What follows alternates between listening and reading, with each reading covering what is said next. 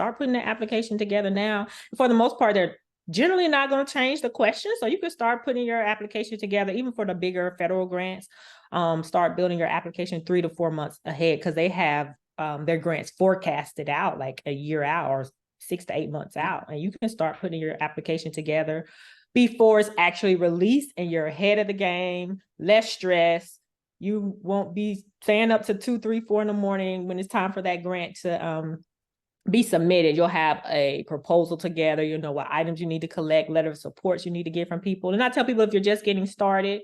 Welcome to the Business Ownership Podcast, brought to you by Awareness Strategies, helping you navigate the waters between entrepreneurship and ownership. Hey there, peeps. This is Michelle Nedelec, and I'm super glad that you're here with us today because I'm here with my most amazing guest, DeaRonda. DeaRonda, thank you so much for being here with us today. Thank you. So happy to be here. Thanks, Michelle. Awesome. So give us a highlight of who you are and what you do for business.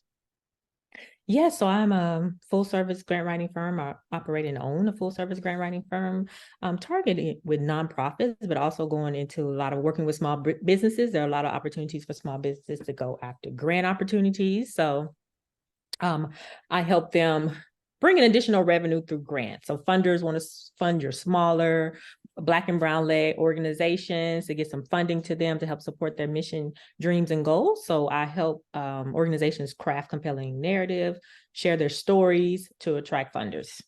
Nice. I love it. We will totally get into that and how that applies, but I want to back up the bus a little bit and go, how did you get into grant writing as a thing? That is pretty specific. Yeah. I actually started just as a volunteer like 10 years ago at this point, maybe even longer. Just organizations needed a grant writer, and people would just ask me, hey, do you write grants? So I was kind of doing something similar, business plan writing for organizations, which was really big back then. And it was kind of like just a perfect skill set already just to go get into grant writing. So did some research, learn more about the field, started as a volunteer with my local nonprofit, and it just grew from there. And so that's how I got into the field. I started in federal government contract management, and then I shifted into grant writing full time. Very cool. I love it. It is an area that fascinates me and makes me go, oh my God, who does this? So I appreciate how your brain works, because that is fantastic. So when it comes to grants, what do you notice is the biggest mistake that people make when they're first starting to look at them? Yeah, I think a lot of times people are attracted to the dollars instead of making sure that it's a good alignment with your organization. Sometimes I'll ask people that reach out to me, hey, I want to go after grants. I'm like, okay, what do you need grants for? And that's pretty much the end of that conversation. It's just like, I don't know. Yeah. So, I mean, it's money. It's available to you. It's money you don't have to pay back versus a loan, but you still need to know what you're going to use the grant for. So looking at your budget line items, if it's going to be marketing, if it's going to be paying for staff, if it's going to be paying for some of your software, if you're actually a brick and mortar, it's going to be paying for some of your rental expenses or anything like that. So really knowing what that is important. And when you do provide your budget in the grant, making sure you speak to that. Like, I'm going to use these funds specifically for this, not just for marketing, but I'm going to pay a marketing assistant at 20 hours per month at this rate per month. So being very specific is what really makes your application stand out. And even if you talk about your services, be very specific in that. Like, if you're a digital marketing company, what does that mean? I could ask you what digital marketing is. You can ask me, we both could have different answers. So being very specific in your application, it really makes it stand out. I love it. Well, I think a lot of people too think that they need to have a specific answer for that. And I think from my understanding of it, it's more important that they have an answer for it. Yeah. Is that true? Or is there kind of qualifications there? Yeah. Absolutely. So there can be. Yeah. So there's necessary to know, know the answer to that question. I think sometimes people get nervous, like, I don't want to say the wrong thing. Like, what are you spending money on in your business? That's the answer. Right. So when it comes to grants, the only thing I think I know about them is that they're constantly evolving and changing. Some are available this week that aren't available next week. How does the dynamics of that affect what you do? Yeah, it changes pretty often, like a lot of different focus areas. Like when I first started out, the answering the sustainability question was really big, which is essentially, yeah, we're going to give you this money, or if we do give you this money, how do you sustain your programs and services? And then it shifted into systems change. How is your work making a difference for systems and eradicating systems? And now it's real big in DEI. So just following those trends, knowing what's important. Being a grant writer for 10 years, I'm a student of what I do. I attend like industry professional trainings, any webinars, learning a lot about AI right now, which is really big. Should I include it in my grant writing? Is it ethical? Is it unethical? What are all the different things? So just following those trends. If you're in this industry, you're going to follow like what's going on, seeing what's going on, seeing what people are doing, learning from your colleagues and things like that. So that's pretty much what I do, is continue to stay abreast to all the things going on. Nice. And I also understand that there are different levels of grants. Like there's municipal, there's statewide, Mm-hmm. national, private. How do Mm-hmm. you, like, I'm assuming people just go to you and go, hey, figure this out. Yeah. But Yeah. other than that, what does that become important as to what they're looking for? Or is that just kind of within your spectrum of what you find? Yeah, it's great question. There's different levels. So you have your federal, you have your state, you have your county, then you have your private foundations, and they like your corporate sponsors or corporate organizations, corporations. So it just depends on the company, what they're interested in, what they're looking for. My current clients have a pretty robust grant program, but they haven't tapped into federal government, and federal government is my specialty. That's what people do come to me for. So they want to tap into that arena and get revenue in that market. They have grant writers on staff, but they don't specialize in federal government because it's a whole nother animal. It has its own complexities and things like that. But so it just depends on what you need. If you're just getting started out, of course, you don't jump into federal grants. You start with some more smaller local funders in your market. Even maybe a corporation you may have a relationship with. So it just depends on the organization, and yeah, just going from there and just understanding what you want. If you don't know, that's somewhere I can help you with strategy and making a determination. Right. Well, and I know there's a lot of kind of what I'm going to call bizarre grants out there. Like some of them come from nonprofits and are for profits, which are like, Mm. hey, that's kind of interesting. Didn't know that would happen.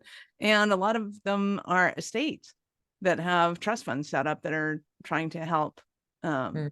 people in Mm. all different arenas and areas.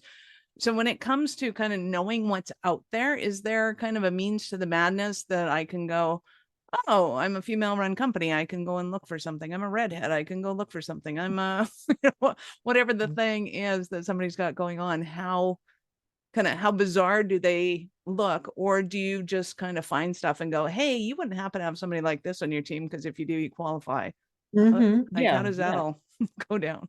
Yeah, that's something I do as well. We call prospect research. I learn about your organization.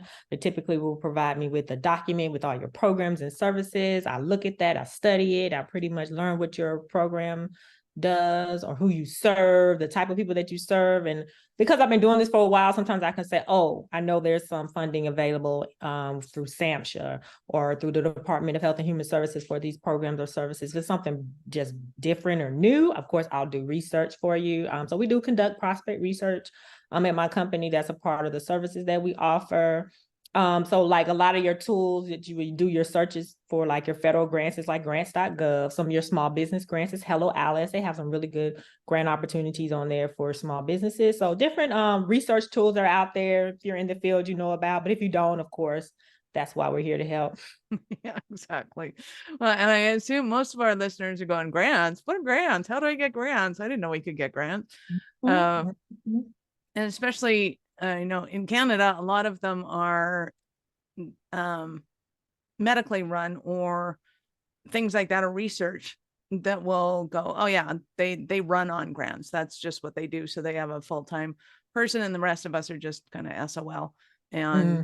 And there's nothing we can do about that, which is totally not true, because occasionally things will pop up where, if we serve certain communities, there'll be grants for those.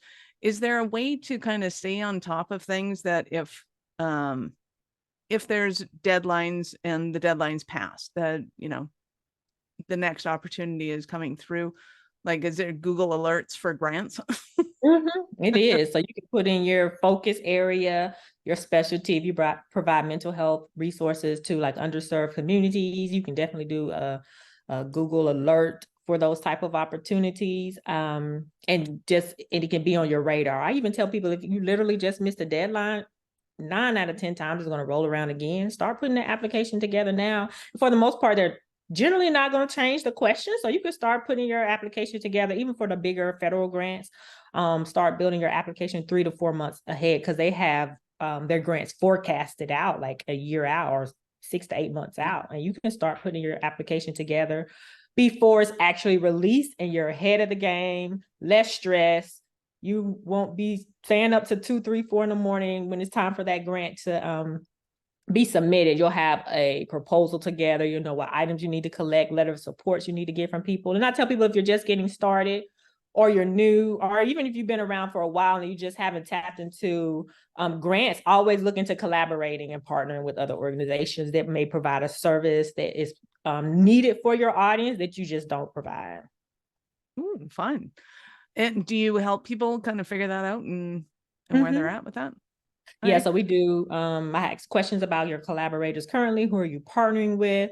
What is the need of clients that you're currently serving? Like a lot of my clients, or a lot of my experiences with housing. With housing, it is to get clients to be self-sufficient. So a lot of those support needs is job training, workforce development, getting them trained up in certifications and skill sets to where they can earn a livable wage, and go into their own housing to be able to afford rent, of course, astronomical at this point.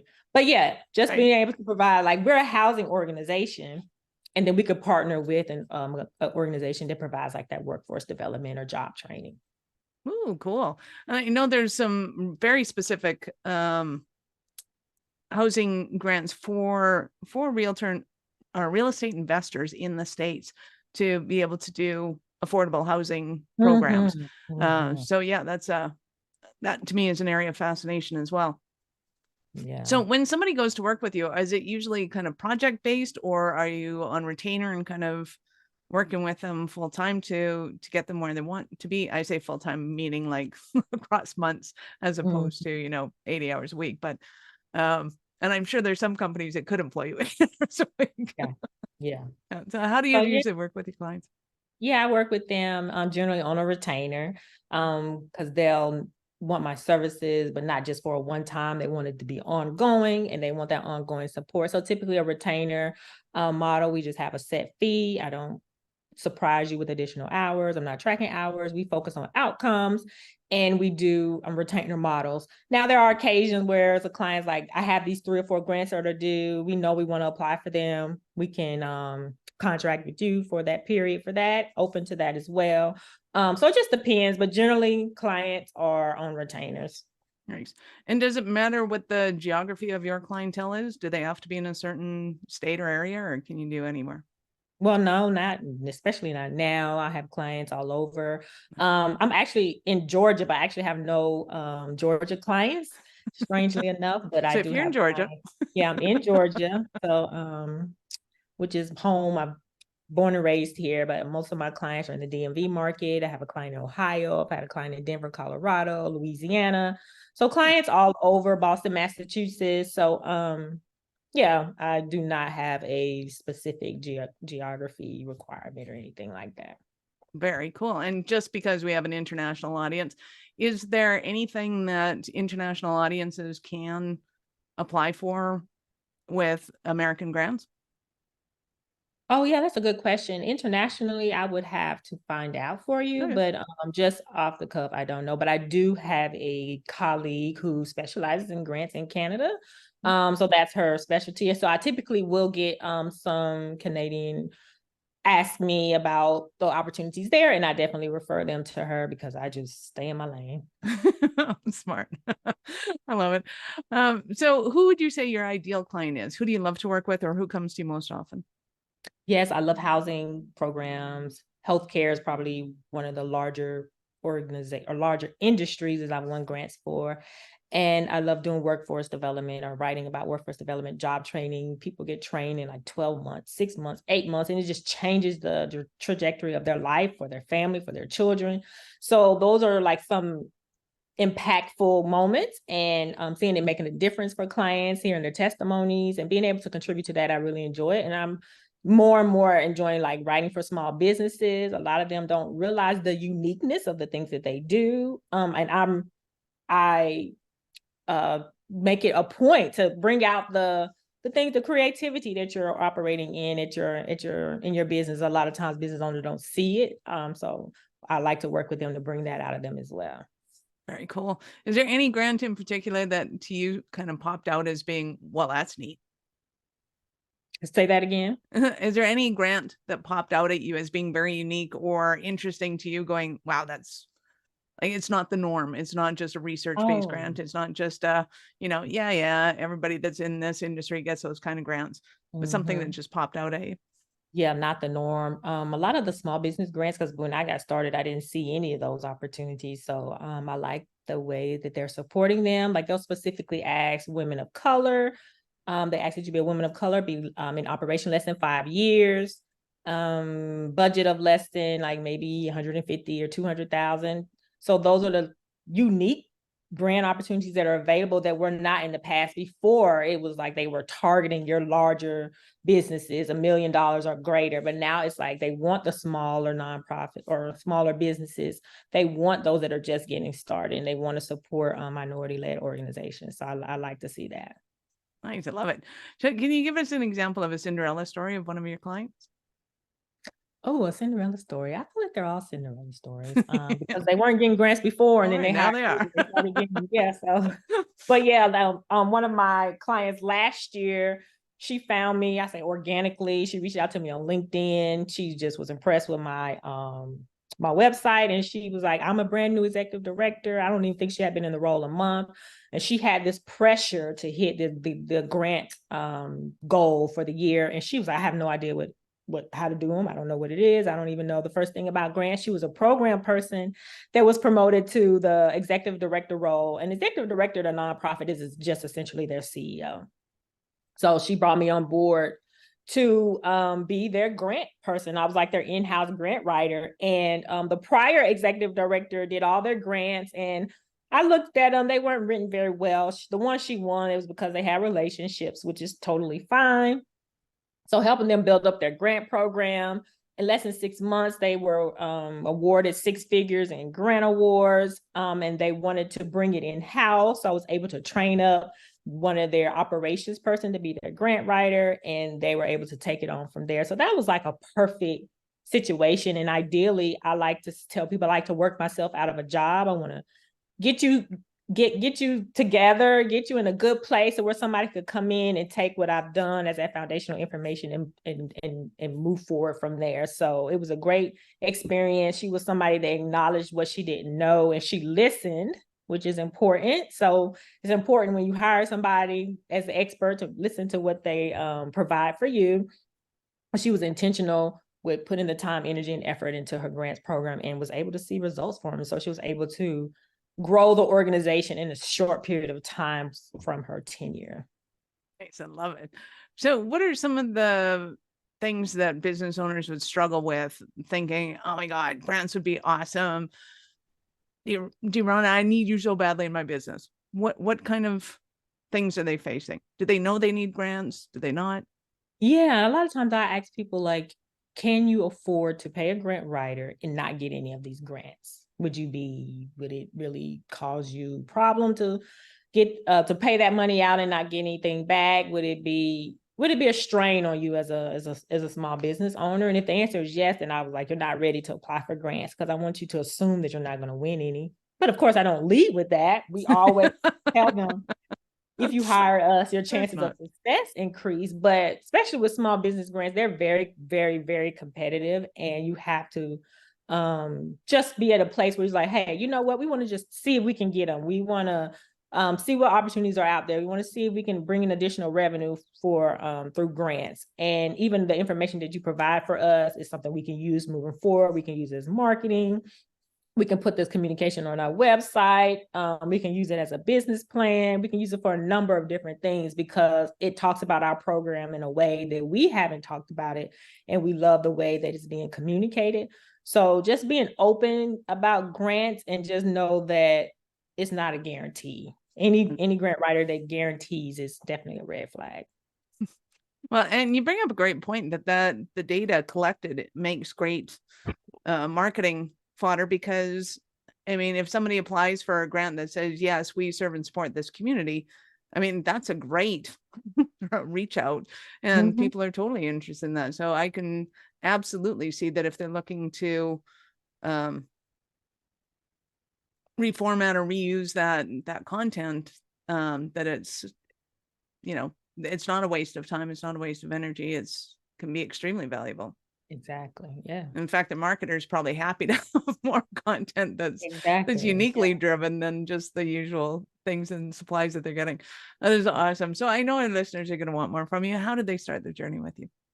Yeah, absolutely. You can connect with me on my website. June First Firm is JUNEFIRSTFIRM.com. And you can schedule a call to speak with me. You can sign up for our newsletter. I send out weekly grant writing tips, resources, and tools. I just shared a grant. AARP Foundation is looking to provide services and support and grants to those that support seniors. So I'll be sending out a ton of resources, updates, and information. And you definitely can connect with me there, or you can just send me an email at info@junefirstfirm.com. Nice. I love the name. Where did June 1st Firm come from? Oh, it's actually my birthday, June 1st. And I needed a name. I needed a business name. I didn't want to use my name. I couldn't figure out a name. So I was like, okay, I'll just go with that. I like it. It's awesome. So I get to add, so we will of course have all of DeaRonda's links in the show notes. Go ahead and scroll down, click on the link, open up in a new browser, of course, because we're not done yet. So DeaRonda, at what point in life did you know you're a special kind of crazy enough to think that you could become an entrepreneur? Yeah, I still to this day, I'm like, just why am I doing this? But I like it. I like the freedom. I like the ability to be creative. I like that it pushes me, it challenges me. Working at organizations just got boring, mundane. Honestly, they were toxic environments. That's been my experience. Not everybody's like that. But and I just say it's been fun. So crazy enough to do this thing, and I found that it's better to do it with others. So the other people that have businesses, they can give you tips. I'm part of a number of membership organizations, consulting communities. That's kind of what keeps me going, and because it could be very, silo work. So I always encourage those other entrepreneurs to continue to like connect with other entrepreneurs so that you won't give up on this journey. Nice. I love it. You've been absolutely awesome. Any last words for our peeps? Yeah, thank you for this opportunity. I do want to let people know that grant writer is this whole thing now, and I'm using quotes if you're not looking at the video. And there are those, unfortunately, who are using the title and they're not true to who they are. So I've shared tips. I've done a webinar recently, how to avoid grant writing scams. Pretty much everybody that I've come to has paid grant writers without any success, or just people that just took their money. So it's a whole thing now, and just being mindful of the person that you hire. Do your research, see if a mutual person knows them or can speak to their work, and just making sure that they have some proof of success and you feel comfortable working with them. I know a lot of times we see the dollars and they jump out at us and we want to jump on it. It's that FOMO, fear of missing out. So make sure that you do your research and know that grants are competitive. It's going to take some time to put together an application, especially if you're just getting started. So making sure that you are hiring a qualified, reputable grant professional. I love it. Absolutely. Thank you so much for your time. I appreciate it. And I know how valuable it is. Thank you. Thank you. I enjoyed it. Awesome. Peeps, this is Michelle Nedelec. Thank you for being here with us today. Be sure to subscribe to the show, share it with your friends. We love helping entrepreneurs grow.